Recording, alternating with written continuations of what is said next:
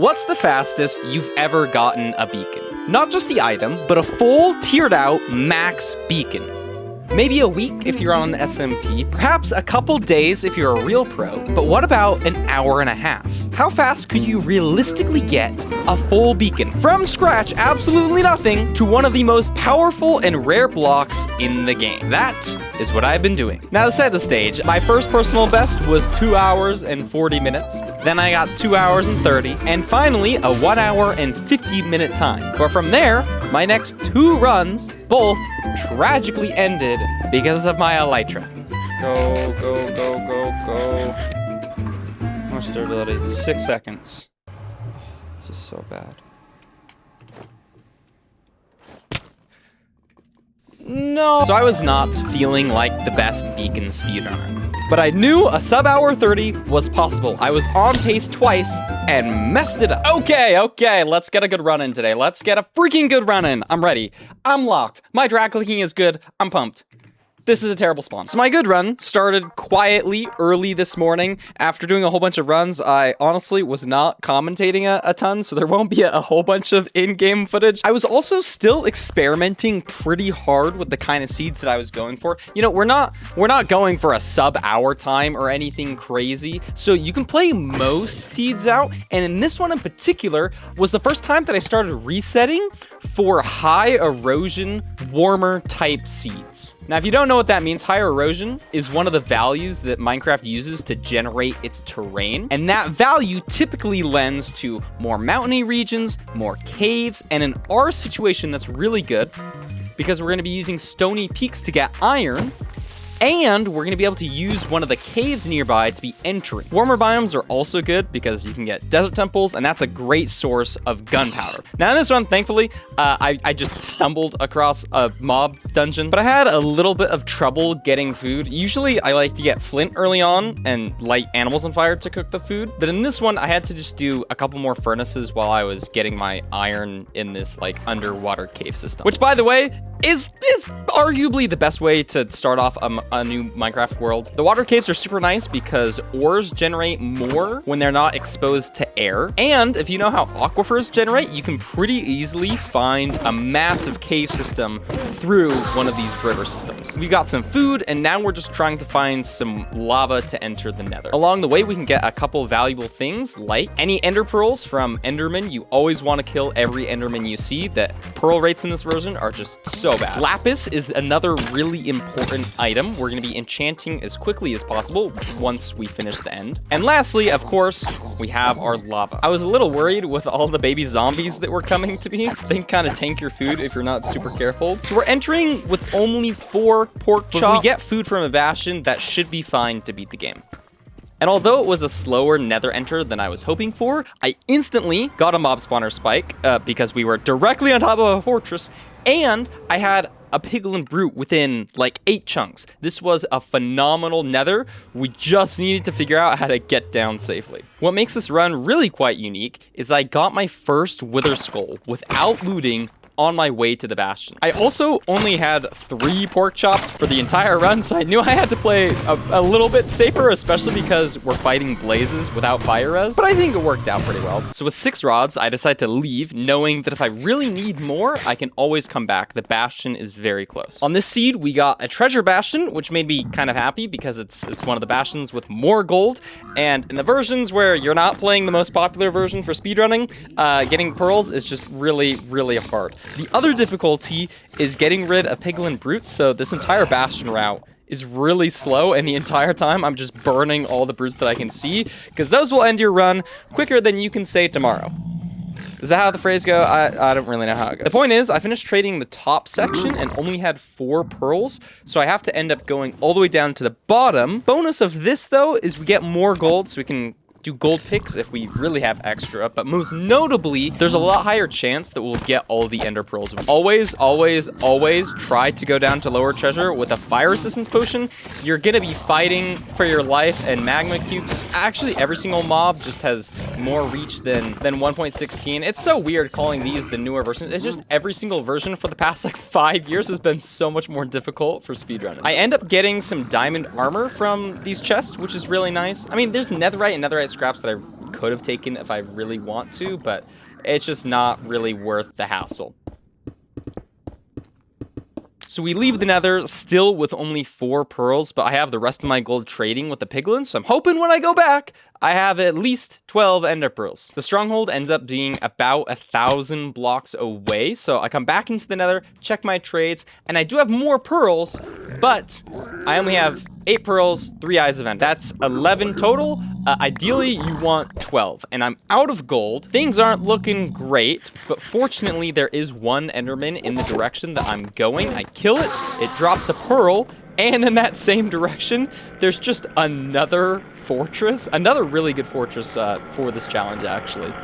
And so I get my other blaze rod, and I'm going to be able to enter the end. Fun fact, if you get a lag spike when building your second portal, that's because you generated the Stronghold. So it's always a nice little sign when you get a little lag as you're trying to enter the Stronghold. It means I'm going to the right place, and what we're going to be doing here is finding, first of all, the libraries. This is a nice checkpoint area for a couple of reasons. You can break the cobwebs for more string if you're needing beds, but the main thing is paper. We want paper plus the gunpowder from earlier to make rockets. That's going to make looting the end so much faster. And in this run in particular, bro, I get a Smite 4 book. It's actually just one of the best books that you could hope for.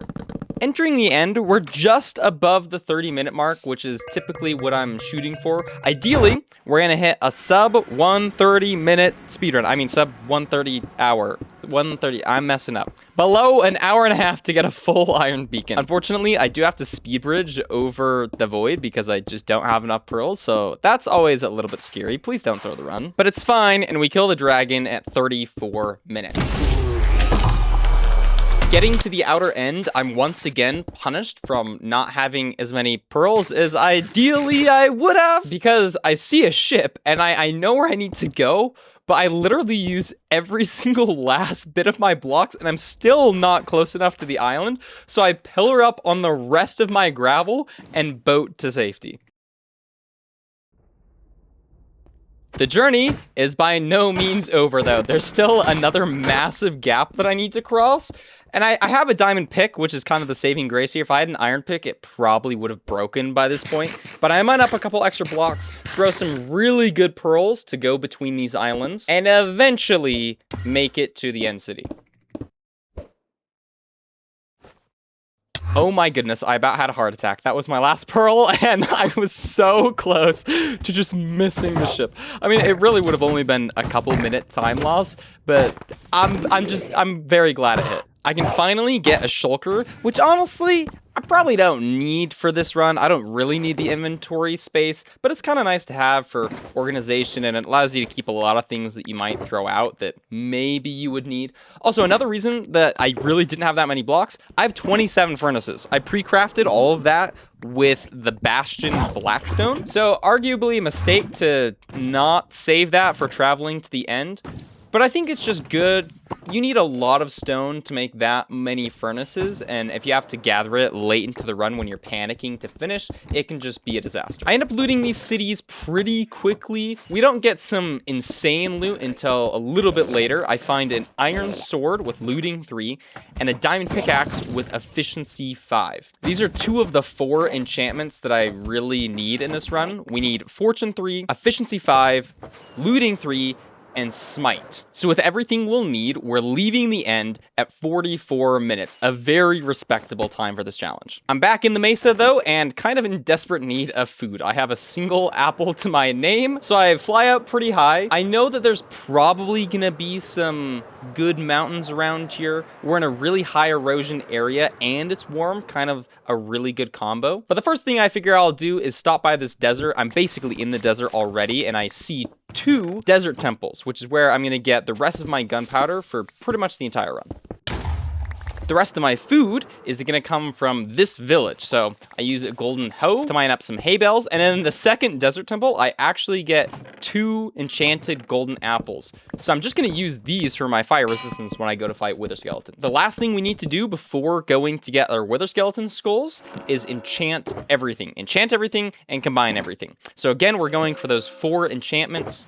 we need a good pickaxe and a good sword. That's basically how this challenge works. I also got Unbreaking on my Elytra this time, which actually maybe saved the run. I don't know how much durability we had, but Unbreaking through on Elytra just makes it so you don't have to worry about durability at all. We're well over halfway done with the run. I know, kind of crazy, kind of quick almost it feels. I'm back in the Nether, mining a bit of quartz just to kind of perfect my sword. You either need Smite 5 on an iron sword or Smite 4 on a diamond one to one-shot wither skeletons, and that's just kind of an ease of life thing. Smite is really, in my opinion, the best enchantment on a sword in general for survival. The only reason you would be using sharpness is if you're on an SMP fighting other players. Everything else, Smite is just the best. That's my hot take. It's not even that hot of a take. It's just the correct take in my opinion. I also get pretty lucky with my skulls here. On one run, I killed nearly 200 withers.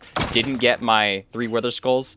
This one, I killed 23, I'm pretty sure, and got all of my skulls. It's a little bit biased because we're starting off on a good note, already having one from the beginning of the run. But it started putting the pressure on me. I was like, oh my gosh, this is the best pace I've been on. I gotta not mess this up. Please, freaking PB, I need that sub 130. Now, there's a couple ways to get all of your iron for this challenge. The first one is an iron farm. This is the first strategy that I tried out, and it's good, but it takes a while to build the iron farms. And if you're going for a fast of a run as sub 130, you just don't have enough time to run your iron farms. You'd have to build something like 8 in 30 minutes for really to be worth it. The best ways that I found are honestly just mining with an efficiency 5 fortune 3 pickaxe.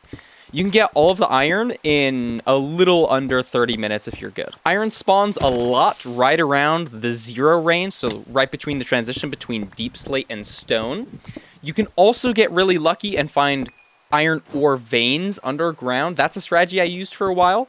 But what I think I might like the best is going to these mountains. Now, this obviously is world dependent and biome dependent, but if you can find stony peaks, they are insane for getting all the iron you need. You will need 2, 3, 4, maybe 5 peaks to get all of your iron, depending how big they are. But it's all in one spot, and you don't have to waste a ton of time flying through caves, finding caves, or hoping for a good iron vein. I did have to break up this run into 2 different recordings, though, because I had to go commentate a tournament for a couple of hours. So I was trying to finish in time, but I was like, all right, I can't be freaking late to commentating this tournament. I gotta go. Okay, it's many hours later. I have to finish this run. I'll spare you the boring, repetitive mining iron ore vein. It's really just the same thing over and over. I actually really enjoy it. It's super fun to try to just move mechanically in Minecraft. You can try to get to the next iron ore vein quickly. You can think about which veins you're going to in order, try to keep track of the different mountains in your head. But at the end of the day on the recording, it kind of just looks like I'm running around on a mountain mining iron ore. So you'll see me start to prep all of the smelting here first. Now, you could use lava buckets as your source for fuel. Maybe that's better, but it's kind of dependent on nether terrain. And the coal is already here and not a huge time loss to get. So I end up using coal to smelt all of my ores. Also, fun fact, it takes about 10 minutes to smelt an entire stack of an item. So I knew I had to get this started ASAP. We're at the 110 mark. We got 20 minutes left. I kind of got a crane.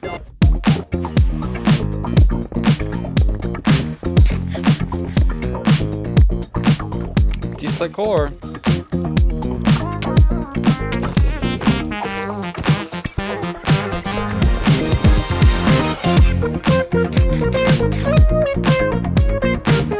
Electric horse race.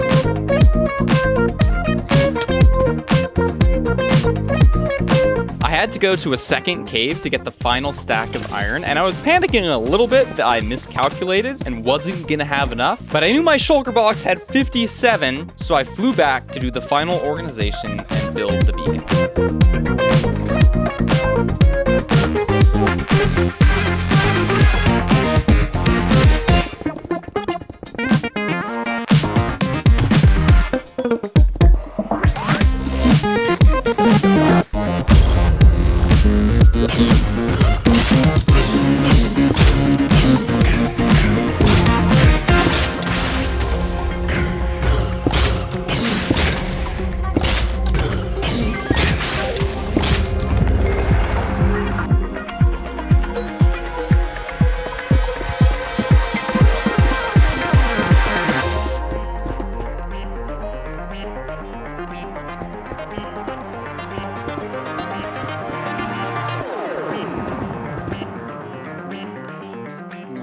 so.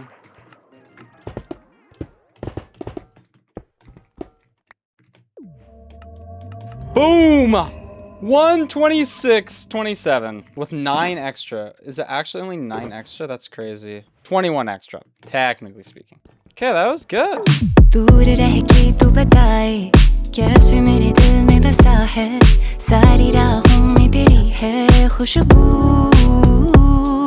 हाय कैसे मैं गुजारूं रातें लंबी ये बड़ी है बेचैनियों में दबी है आरज़ू